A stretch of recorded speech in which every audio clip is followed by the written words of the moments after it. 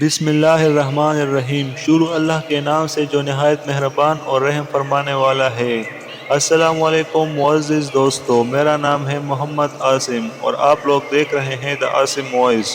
حضرت علی کرم اللہ وجہہ کے ساتھ اللہ تعالیٰ کی خصوصی قدرت کا مظاہرہ۔ نہ انہیں سردی لگتی تھی نہ انہیں گرمی لگتی تھی۔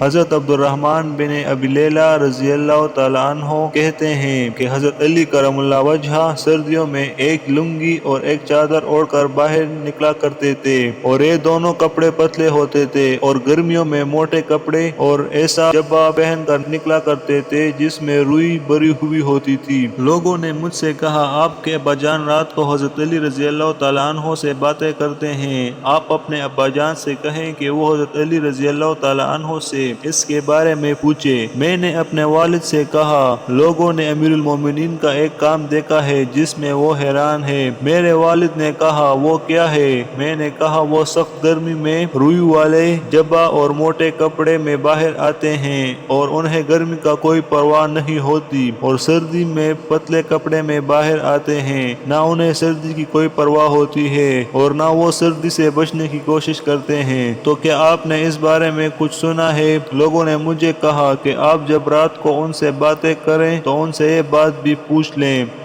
چنانچہ جب رات کو میرے والد حضرت علی رضی اللہ تعالیٰ عنہ کے پاس گئے تو انہوں نے کہا، اے امیر المومنین، لوگ آپ سے ایک چیز کے بارے میں پوچھنا چاہتے ہیں۔ حضرت علی کرم اللہ وجہہ رضی اللہ تعالیٰ عنہ نے کہا، وہ کیا ہے؟ میرے والد نے کہا، آپ سخت گرمی میں روئی والا جبہ اور موٹے کپڑے پہن کر باہر آتے ہیں اور سخت سردی میں پتلے کپڑے پہن کر باہر آتے ہیں، نہ آپ کو سردی کی پرواہ ہوتی ہے اور نہ اس سے بچنے کی کوشش کرتے ہیں، اور اسی طرح نہ آپ کو گرمی کی پرواہ ہوتی ہے اور نہ اس سے بچنے کے لیے پتلے کپڑے پہنتے ہیں۔ حضرت علی کرم اللہ وجہہ نے فرمایا، اے ابو لیل، کیا آپ خیبر میں ہمارے ساتھ نہیں تھے؟ میرے والد نے کہا، اللہ کی قسم میں آپ لوگوں کے ساتھ تھا۔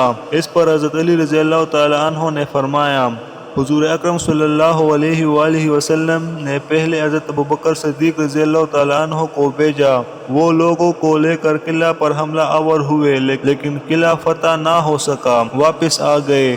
حضور اکرم صلی اللہ علیہ وآلہ وسلم نے پھر حضرت عمر فاروق رضی اللہ تعالیٰ عنہ کو بھیجا، وہ لوگوں کو لے کر حملہ آور ہوئے لیکن قلعہ فتح نہ ہو سکا، وہ بھی واپس آ گئے۔ اس پر حضور اکرم صلی اللہ علیہ وآلہ وسلم نے فرمایا، اب میں جھنڈا ایسے آدمی کو دوں گا جسے اللہ اور اس کے رسول سے بہت محبت ہے، اللہ تعالیٰ اس کے ہاتھوں فتح نصیب فرمائے گا۔ چنانچہ حضور اکرم صلی اللہ علیہ وآلہ وسلم نے آدمی بھیج کر مجھے بلایا۔ میں آپ صلی اللہ علیہ وآلہ وسلم کی خدمت میں حاضر ہوا۔ میری آنکھ دکھ رہی تھی، مجھے کچھ نظر نہیں آ رہا تھا۔ حضور اکرم صلی اللہ علیہ وآلہ وسلم نے میری آنکھ پر لعاب لگایا اور یہ دعا کی، اے اللہ، گرمی اور سردی سے اس کی حفاظت فرما۔ اس کے بعد سے نہ مجھے کبھی گرمی لگتی ہے اور نہ کبھی سردی۔ ابو نعیم رحمہ اللہ علیہ کی روایت ہے کہ حضور اکرم صلی اللہ علیہ وآلہ وسلم نے اپنی دونوں ہتھیلیاں پر لعاب لگایا اور پھر دونوں ہتھیلیاں ان کی آنکھوں پر مل دی اور دعا فرمائی، اے اللہ،